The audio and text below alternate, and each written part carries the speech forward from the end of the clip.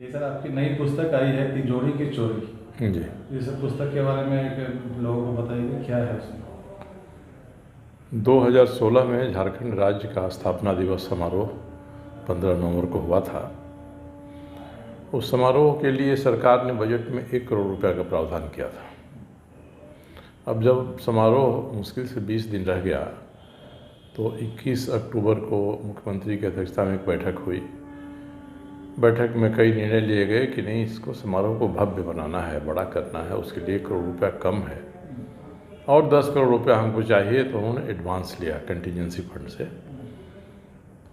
अब 26 नवंबर को इसकी सूचना निकली कि हमको ऐसे ऐसे करना है, ये काम करना है, ये काम करना है, काम करना है।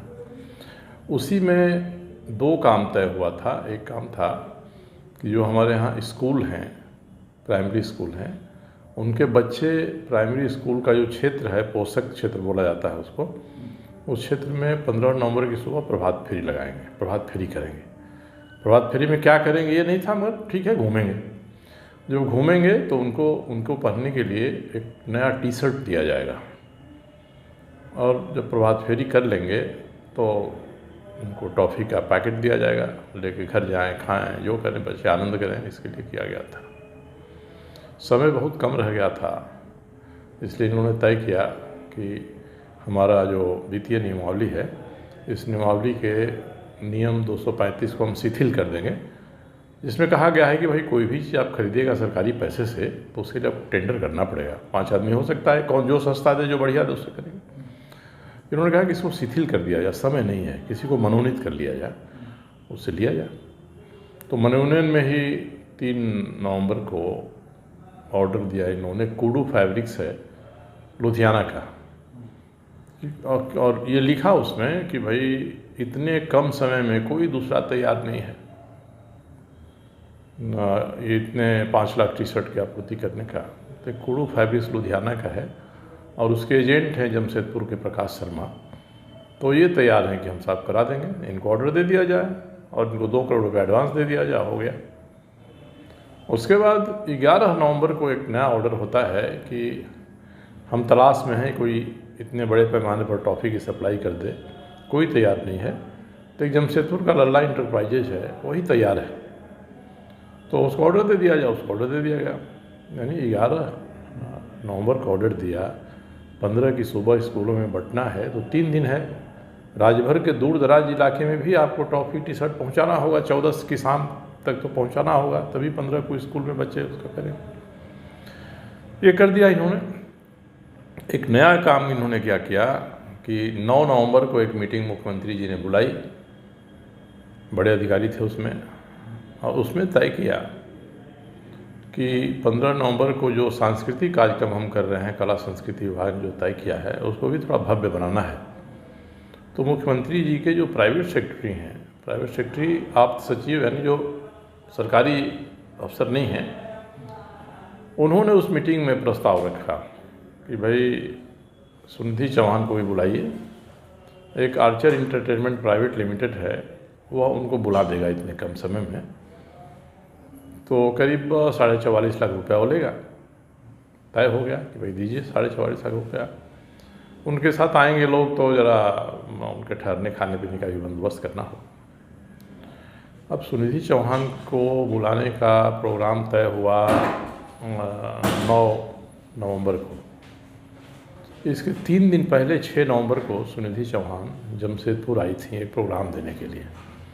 वह प्रोग्राम भी मुख्यमंत्री जी ने ही आयोजित किया था। एक सूर्य मंदिर समिति है जिसको ये संरक्षक हैं, और 1 महीना से वो प्रेस कॉन्फ्रेंस करके कह रहे थे कि इस बार हमारे प्रोग्राम में छठ के दिन छठ व्रतियों का मनोरंजन करने के लिए सुनिधि चौहान आएंगी। 6 को आई, रात में प्रोग्राम दी, 7 को गई होंगी। 2 दिन बाद मुख्यमंत्री जी ने 9 तारीख को मीटिंग किया, तय हो गया कि आएंगी।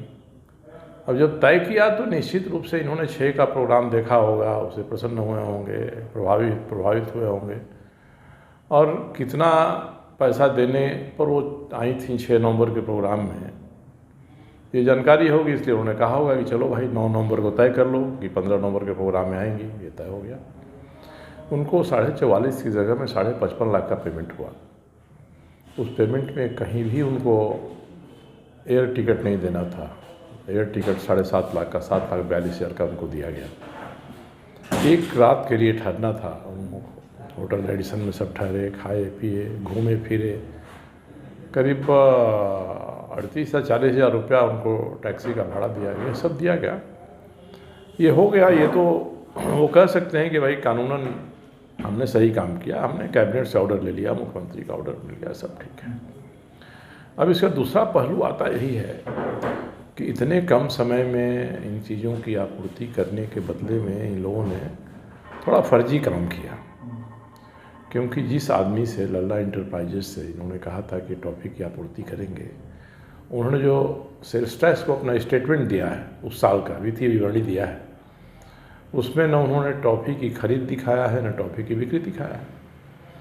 आपूर्ति करने वाले ने न टॉफ़ी खरीदा न टॉफ़ी बेचा, सरकार ने उसको प्राप्त भी कर लिया, सरकार ने स्कूलों में बांट भी दिया। ये हुआ। अब कोडू फैब्रिक्स का तो और इससे भी रोचक मामला है। 15 नवंबर की सुबह बच्चों को कोडू फैब्रिक्स लुधियाना द्वारा तैयार की गई टी शर्ट को पहनकर प्रभात फेरी करनी थी। अब जब कागजात मुझे प्राप्त हुए, अपने प्रयत्न से प्राप्त हुए, पंजाब सरकार से मैंने मंगाया, तो ये पता चला कि जो ट्रक लेकर टी शर्ट चढ़ा है लुधियाना से, उसमें जो सबसे अधिक मात्रा में टी शर्ट लेके चला है जो ट्रक, वह ट्रक 15 नवंबर को शाम को 4:30 बजे लुधियाना से चला है।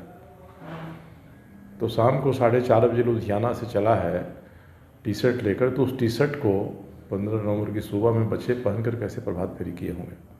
इसको भी सरकार ने प्राप्त कर लिया है, इसका वितरण दिखा दिया है, ये सब कर दिया है।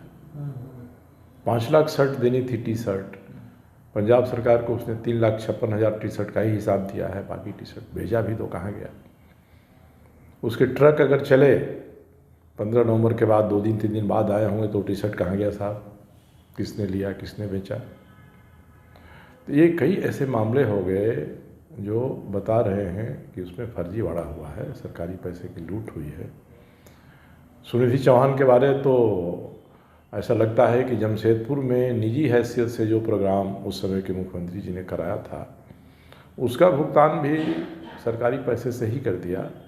क्योंकि लोग बताते हैं कि एक रात के प्रोग्राम के लिए सुनिधि चौहान को 44.5 लाख रुपया और बाद में 55.5 लाख रुपया उन पर खर्च करने का तो साहब कोई दुख ही नहीं हो। तो 8-10 लाख रुपए में लोग आ जाते हैं, गा देते हैं, चले जाते हैं। तो इन सभी चीज़ों को विधानसभा में उठ रहा था, सब हो रहा था। सरकारें हमेशा क्लीन चिट दे रही थी, नहीं बड़ी अच्छा हुआ, कोई अनियमितता नहीं है, सब ठीक हुआ है। जब मैंने कागज़ अपने प्रयत्न से मंगा लिया और दिया तो इनकी आँख खुली। अब कहते हैं कि अनियमितता हुई है। टॉफ़ी के सप्लायर पर इन्होंने 17,01,500 रुपये का फाइन कर दिया है। कोडू फैब्रिक्स के बारे में मुख्यमंत्री जी ने कहा कि हम जांच कराएंगे, इसकी जांच हो। इसके पहले विधानसभा समिति ने भी जांच किया है और विधानसभा की समिति ने पिछले मार्च में बजट सेशन के समय 2021 में विधानसभा में अपनी रिपोर्ट दिया है कि बड़ी गंभीर मामला है, इसकी उच्च स्तरीय जाँच कराई जानी चाहिए। फिर दिसंबर में, पिछले दिसंबर में भी उन्होंने एक रिपोर्ट दिया, उसमें भी कहा है कि जो दस्तावेज़ की आपूर्ति किया विभाग ने हम लोगों को देखने के लिए, वो सब फेक प्रतीत होते हैं, फर्जी प्रतीत होते हैं। तो कौन थे समिति में, आप इसके पीछे जाइएगा तो इस समिति के जो सभापति हैं वो श्री रामचंद्र चंद्रवंशी जी हैं, जो रघुवर जी की सरकार में मंत्री थे। उसकी एक सदस्य श्रीमती नीरा यादव हैं, जो उसमें शिक्षा मंत्री थीं। स्कूलों में बांटा गया जिस जो विभाग कंट्रोल करता है उसकी मंत्री थी। तीसरे सदस्य श्री मनीष जायसवाल हजारीबाग से भाजपा के माननीय विधायक हैं। तो 5 जो सदस्यीय समिति है, 3 तो भाजपा के सीनियर लोग हैं, 2 जेएमएम के हैं, मथुरा बाबू हैं और समीर मोहंती हैं। तो जिस विधानसभा की समिति में भाजपा का बहुमत है, जिस समिति के 2 सदस्य रघुवर दास जी कैबिनेट में मंत्री रहे, उस कमेटी ने अनियमितता पाया और कहा कि इसकी उच्च स्तरीय जाँच होनी चाहिए। जो कागजात हमको दिए गए साहब वो कागजात फर्जी हैं। तब जाकर सरकार के पास कोई चारा नहीं था। मैंने जब पिछले निश्चित सत्र में सवाल उठाया, मुख्यमंत्री जी को मानना पड़ा, अनियमितता हुई है, उन्होंने एंटी करप्शन ब्यूरो की जांच दिया। अब एंटी करप्शन ब्यूरो जांच करे तो उसको सभी सबूत एक साथ मिल जाएं। मेरे पास थे, इसलिए मैंने एक किताब बना दिया किताब बना दिया तो 15 फरवरी को किताब को मैंने सार्वजनिक कर दिया। तो यही विषय है, किताब का यही विषय है, परिस्थितियाँ यही हैं। यानी ऐसा लगता है कि सरकार के खजाना में जो पैसा है वह प्रभावशाली पद पर बैठे हुए लोगों का अपना पैसा है। जहाँ चाहेंगे, जैसे चाहेंगे वैसे खर्च करेंगे, वैसे रिपोर्ट देंगे, सामान सप्लाई नहीं होगा, सप्लाई भी कर लिया, प्राप्त भी कर लिया, पूरे राज्य के स्कूलों में बांट भी दिया। तो ये बड़ा फर्जीवाड़ा है। ठीक है सर, एक सवाल है सर। हर किसी को मालूम है कि 15 नवंबर को राज्य स्थापना दिवस होता है प्रत्येक साल, ये तो फिक्स है। सही बात। तो फिर इसमें आनन फानन में जिस तरह किया गया, तो ये तो कोई आपदा नहीं है। तो पहले से मालूम है कि 15 नवंबर को स्थापना दिवस होगा, तो इसमें क्या लगता है सुनियोजित तरीके से इस तरह की नियम को अब CBI बढ़िया से जांच करे तो लोगों के बयान लेके इस पर से पर्दा उठ सकता है। और आप जो कह रहे हैं वही आशंका मुझे भी है। 1 करोड़ रुपया कम नहीं होता है। एक दिन का प्रोग्राम करना है, जैसे 26 जनवरी 15 अगस्त होता है, आप ऐसा प्रोग्राम कर लेते तो हर जिले में प्रोग्राम हो जाता है 1 करोड़ रुपये में। भव्य बनाना है, इसका मतलब कि भव्य बनाने के नाम पर हमको सरकारी खजाना से पैसा लेना है और नॉमिनेशन पर, मनोनयन पर अपने ही लोगों को मनोनीत करता है, बायां हाथ दाहिने हाथ को मनोनीत कर देता है। अब वो साफ सप्लाई हुआ कि नहीं हुआ, सरकार की तरफ से उसका प्राप्ति की रसीद भी मिल जाती है। ये तो सारे लोग जो इसमें शामिल हैं, CBI थोड़ा मेहनत, ACB थोड़ा मेहनत करे, मेहनत करके जांच करे। ज़रा पंजाब चला जाए, पूछे कुडू फैब्रिक्स वाले से, तो पता चलेगा कि भाई तुम्हारे जो ट्रक हैं, ट्रक की कहानी तो विचित्र है। 2 ट्रांसपोर्टर हैं जिन्होंने लुधियाना से रांची माल पहुंचाया है। कभी माल रांची नहीं पहुंचाया है। दोनों के 5 खेप की बिल्टी धनबाद की है, उन्होंने धनबाद पहुंचाया है। और धनबाद पहुंचाया है तो उसमें से एक बिल्टी का जो मालिक था, सुप्रीम फ्रेट कैरियर नाम है उसका, उसके फ़ोन पर उन्होंने फ़ोन किया, मेरे ऑफिस से फ़ोन किया, उसका रिकॉर्डिंग है, अभी वॉइस रिकॉर्ड हुआ, उससे पूछ के रिकॉर्ड हुआ। उसके फ़ोन के मालिक थे SK बुद्धि राजा। उन्होंने कहा कि साहब किसी ने हमारा पैड पर फर्जीवाड़ा किया है, क्योंकि हम लोग तो ये धंधा 2004 के पहले ही बंद कर चुके हैं, ट्रांसपोर्टिंग काम में हम नहीं हैं। और दूसरे थे महादेव लॉजिस्टिक्स। 4 फ़ोन में 2 फ़ोन के लोगों ने कहा कि हमारा तो कोई संबंध नहीं है इससे। एक ने कहा कि हमारा तो ट्रांसपोर्टिंग चलता है, हम पता करके बताते हैं आपको अपना ऑफिस का रिकॉर्ड देख के कि उस दिन हमारे ट्रक गए थे कि नहीं गए थे। उन्होंने देख के बताया और कहा कि नहीं गए थे साहब, हमारा कोई ट्रक गया ही नहीं है। इसका मतलब कि माल चला नहीं लुधियाना से, फर्जी बिल्टी बना दी गई। अब किस ट्रेन में वो टी-शर्ट लादा गया इसका कोई जिक्र नहीं है। केवल लुधियाना रेलवे स्टेशन पर इन्होंने पहुंचा दिया कुडू फैब्रिक्स ने। वहाँ भी पार्सल का जो ऑफिसर है उसने रिसीव किया कि नहीं किया, रिसीव किया तो किस ट्रेन से भेजा। कोई सीधी ट्रेन तो रांची से नहीं है, राजधानी टाइप की आ जाएगी। अब 15 की शाम को आप साहब पार्सल पहुंचा रहे हैं स्टेशन पर, तो कब पहुंचेगा? तो इसलिए मुझे लगता है कि ये फर्जीवाड़ा है, बिल्टियाँ फर्जी हैं। पंजाब सरकार ने उन्होंने अपनी रिपोर्ट दे दिया है। तो प्रथम दृष्टया इस सरकार ने जब हमने कागजात जमा किया तो इन्होंने ही कहा कि साहब इन्होंने तो, ये तो सबूत है कि इनकी बिल्टी 5 बिल्टी है रोड से, 5 बिल्टी है ट्रेन से। मैंने कहा इसका अंदर जाइए कि किस डेट को चला है, तब लोगों की जुबान बंद हो गई इस पर। तो ऐसी स्थिति है, ये शंका मुझे भी होती है कि 10 करोड़ रुपए की हेराफेरी करने के लिए, इसमें तो 5 करोड़ ही इन्वॉल्व है इतने में, मगर और भी है। उसमें रोड की मरम्मत है, 4 करोड़ रुपया तो लाइटिंग पर खर्च है। रांची शहर में खंभों पर लाइट लगाई, 4 करोड़ रुपए खर्च हैं इसमें। ये तो सर एक इवेंट की आप बात कर रहे हैं स्थापना दिवस की, इस तरह की तो कई इवेंट हुए। यही नहीं, 2017 में भी ऐसा ही हुआ है। 2017 में भी नॉमिनेशन पर काम कराए गए हैं। उस समय भी टॉफ़ी खरीदी गई है, उस समय टॉफ़ी जुगसलाई के लक्ष्मी भंडार से खरीदी गई है। उस समय टी-शर्ट जो खरीदी गई है और जो एजेंट बना था कुडू फैब्रिक्स का, उसी से, उसका कंपनी है प्रतीक फैबिनेट, उससे 2017 में खरीदी गई है। 2016 में 9 लाख करोड़ कुछ लाख का खर्चा है, 2017 में 12 करोड़ का खर्चा है। तो हमारे पास तो सबूत थे 2017 के, मैंने बता दिया। 2017 की जांच करना चाहे तो एसीबी जांच करेगी। अभी तक सर जो एसीबी जांच कर रही है तो उससे क्या आप संतुष्ट हैं कि सही नहीं, अभी तो इनको ऑर्डर मिला होगा, अभी तो हफ्ता 10 दिन भी नहीं हुआ मिले हुए। मुझे लगता है कि 2015 से लेकर 2019 के बीच में इन 5 वर्षों में बहुत सारे बड़े बड़े आयोजन हुए और उन आयोजनों से ही चस्का लग गया इन लोगों को कि साहब इन आयोजनों से हम लोग पैसा निकाल सकते हैं। तो उसी का एक कारनामा ये भी है, 2016 के बाद 17 में हुआ, 18 में हुआ, 19 में मोमेंटम झारखंड हुआ, कौन कौन चीज़ें हुई। इनकी सरकार जांच कराए तो निकलेगा, बड़ा घोटाला निकलेगा। मगर मैं इस सरकार से मैं संतुष्ट नहीं हूँ, क्योंकि इनको जितनी तत्परता से जांच करानी चाहिए साहब उसमें कमी है। एसीबी को अपने जांच का मसाला दे दिया, जांच नहीं हुई। जो आरोपी तो कह रहा है कि साहब हम तो 2 साल से बैठ के जेल जाने का इंतजार कर रहे हैं, कहाँ आप हमको जेल भेज रहे हैं। तो चुनौती तो वो लोग दे रहे हैं जो दागी हैं, वो हम लोगों को कह रहे हैं कि साहब आप तो जेल नहीं भेज पाए हम लोग को। तो ये सरकार के प्रयास में कमी है।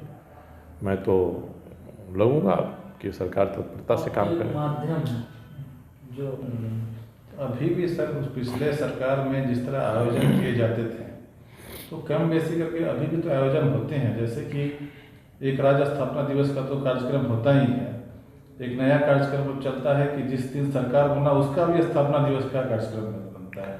ऐसे कार्यक्रम देखिए, एक आप कह सकते हैं कि औचित्य है कि नहीं है, ये फिजूल खर्ची है कि क्या है, ये कह सकते हैं।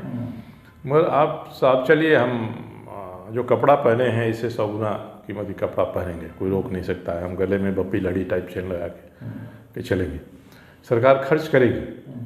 ये एक अलग सवाल है, जनता तय करेगी कि आपको खर्च करना ठीक है कि नहीं है। मगर उस खर्च करने में आप हेरा फेरी कर रहे हैं, ये दूसरी बात है।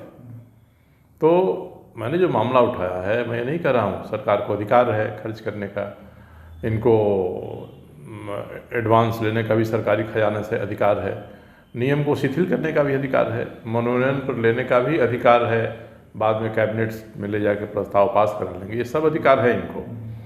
इस अधिकार का उपयोग सही तरीके से करते, टॉफ़ी जिससे आपूर्ति दिखाया है ना उसने बेचा ना खरीदा। मान लीजिए कि उसने खरीदा और बेचा होता तो आप नहीं पकड़ सकते थे। लुधियाना से जो गाड़ियाँ आनी हैं उसकी बिल्टी फर्जी बना दिए होते 1 हफ्ता पहले की, तो नहीं होता। तो हमारा दूसरा पहलू जो इसका है कि फिजूल खर्ची है, सरकार को अधिकार है, सरकार जैसा चाहे करे, मगर आप जो कर रहे हैं उसमें हेरा फेरी कर रहे हैं, ये नियम के विरुद्ध है, ये आपराधिक काम है, इसके लिए सज़ा हमारे CRPC में निश्चित है। तो मैंने जो विषय उठाया है वह इसके दूसरे पहलू के बारे में है।